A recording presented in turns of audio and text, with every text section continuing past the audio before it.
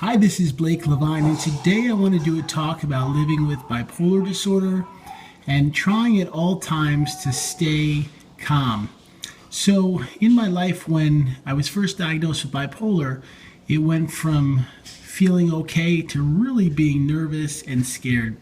For any young person to face the mental hospital and to wonder about your future, it can be so hard and challenging. And over many years of recovering, I learned that at all times we have to find a way to be calm. And people have asked me, what do I do when there's a lot of stress in my life? What happens when I don't know the future? I'm not sure how much money I'll have next year. I don't know what my job's going to look like. I'm not sure how my business is going to grow. And when I hear those questions, there's no easy answer. Nobody says, well, this will be what happens, because often the future is unknown. And in those times, I reach for God, and to be open, I consider myself Jewish. I also believe in some of the Christian values. And more than that, I think any religion that allows you to be peaceful and to say, you know what, I'm going to be okay, is a positive step in the right direction. I have found that when times are trying and I don't know what to do, I spend some time praying and asking God to help me figure out how to stay calm and work towards a brighter future.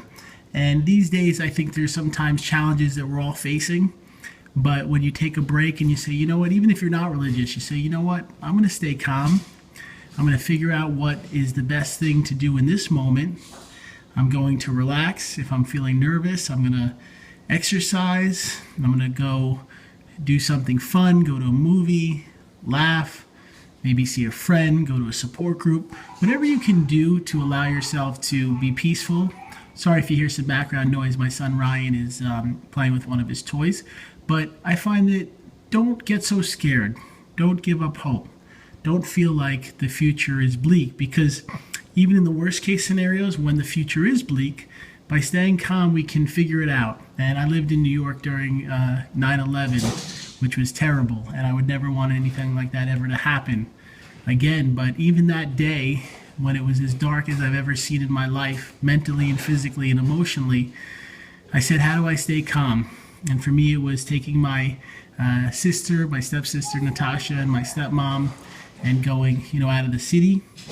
And we did our best to be calm. We went to my mother's house, and even though that happened and it was hard, we all got through it. And eventually, life goes on, and you say to yourself, you know what? These are hard, terrible things, and none of us should ever face them. But when we do face things, there's nothing that could ever be worse than that. What can we do? What should we do? So I, with bipolar, teach others that you can just say to yourself, you know what, I'm going to do the best I can. Life is not always easy. I'll leave you with this thought for today. I, used to listen to a lot of self-help tapes and people that speak about optimism.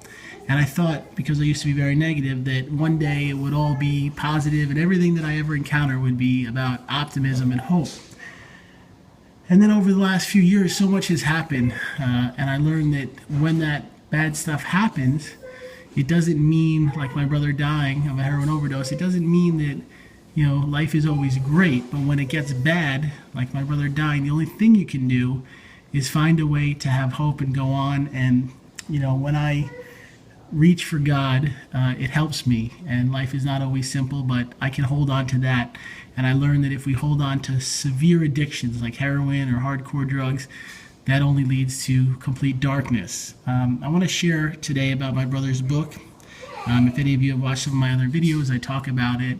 But I think it's a great book about mental illness and addiction. And even if you don't have any mental illness, which for me is hard to believe, we all have some mental health issues, and you have no addictions, and we all have addictions, including myself, and I try to work and be sober every day.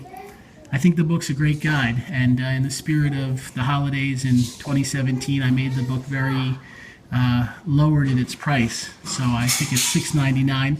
I'm going to put the link below, and I hope if you are interested, you'll read it. Also want to share, I wrote a book called The Psychology of Adult Coloring, which talks about being peaceful and finding healthy outlets. And as you guys may hear in the background, I'm going to go with my son. He's playing with his cars. We have some toy cars and trains, and I'm going to go back with him. And I pray today that whatever happens for you, whatever you're experiencing, whatever's going on, that you hold on to hope. And thank you for checking this out. I also do a life coaching program. You can learn about it on my website, which I'll share. And I wish you a blessed rest of the day, whatever you're doing, wherever you are. And may 2017 hopefully be a better year for all of us.